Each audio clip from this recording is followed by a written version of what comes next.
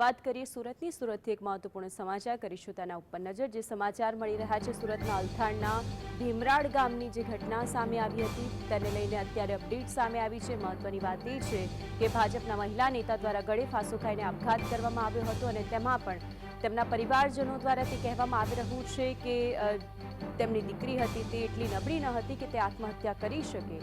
એફએસએલની ટીમે ઘટના સ્થળે પહોંચીને સેમ્પલ લીધા છે। પોલીસે મહિલાનો દુપટ્ટો અને પંખો પણ કબજે કર્યું છે કારણ કે આખો તપાસનો વિષય એટલા માટે બન્યો છે કારણ કે જે દુપટ્ટો હતો તે તિજોરીના લોકરમાંથી મળી આવ્યો હતો। પોલીસે પતિ અને પુત્ર બંનેની પૂછપરછ હાથ ધરી છે। સુરતના અલથાણના ભીમરાડ ગામની આ ઘટના પોલીસે અત્યારે જ વિગતો પ્રાપ્ત કરી અત્યારે તેમાં પણ એફએસએલ રિપોર્ટની અંદર તે સામે આવ્યું છે કે મહિલાએ ગળે ફાંસો ખાઈને આપઘાત કર્યો છે। કોલ ડિટેલ છે જેને ચેક કરવામાં આવશે।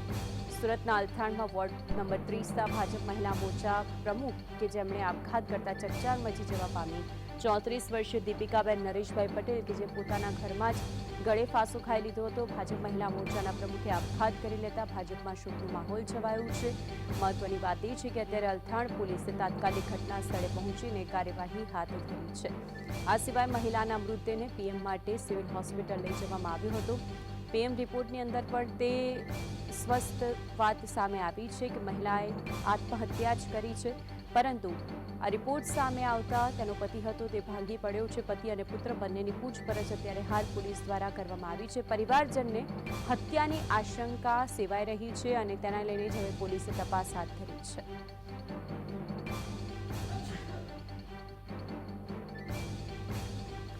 સુરતમાં ભાજપના મહિલા નેતાએ આત્મહત્યા કરતા ચકચાર મચી ગઈ છે। મહત્વની વાત એ છે કે આ 34 વર્ષીય મહિલા નેતા કે જેમના નિધનથી અત્યારે ભાજપમાં શોકનો માહોલ છે।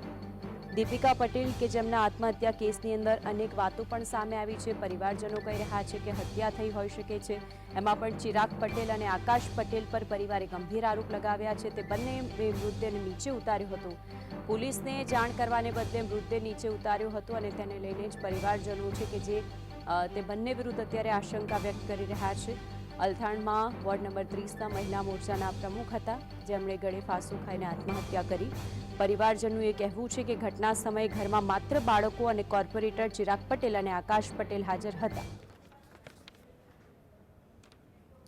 વધુ માહિતી માટે સુરતથી સંવાદદાતા સાહિસ જોડાયા છે। સાહિસ, પોલીસનું શું કહેવું સામે આવ્યું છે આ સમગ્ર મામલે?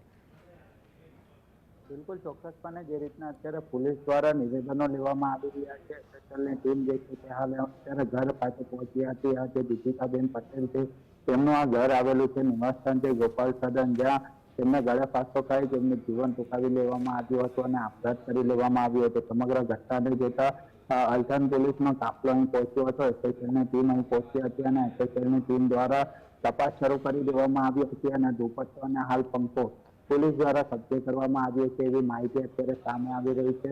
જે બાળકો હતા તેમના પણ નિવેદનો લેવામાં આવી રહ્યા છે એટલું થઈ પરંતુ હાલ અત્યારે જે અલથાણ વિસ્તારમાં એમનું ઘર આવેલું છે ત્યાંના દ્રશ્યો બતાવવાનો પ્રયત્ન કરી રહ્યા છે। બીજી તરફ જે રીતના સમગ્ર જે આપઘાતનો કિસ્સો સામે આવ્યો છે તેને લઈને સોસાયટી અને ભાજપની અંદર એક શોકનો માહોલ જોવા મળી રહ્યો છે પરંતુ ફોરેન્સિક રિપોર્ટની અંદર ગળે ફાંસો ખાઈ આપઘાત કરી લેવામાં આવ્યો છે એવો રિપોર્ટ હાલ સામે આવી રહ્યો છે। જે કોર્પોરેટરનું નામ સામે આવી રહ્યું છે। આક્ષેપો કરવામાં આવી રહ્યા છે કે જે ચિરાગ સોલંકી હતો તેમના દ્વારા આ સમગ્ર અંદર સીસીટીવીની અંદર જતા દેખાઈ રહ્યા છે પરંતુ સમગ્ર બાબતને જોતા હાલ તો પોલીસ દ્વારા ઊંડાણપૂર્વકની તપાસ કરવામાં આવી રહી છે। ચિરાગ પટેલ સોલંકી જે હતો તેના પર નિવેદનો લેવાના કામગીરી જે છે તે કરવામાં આવી રહી છે।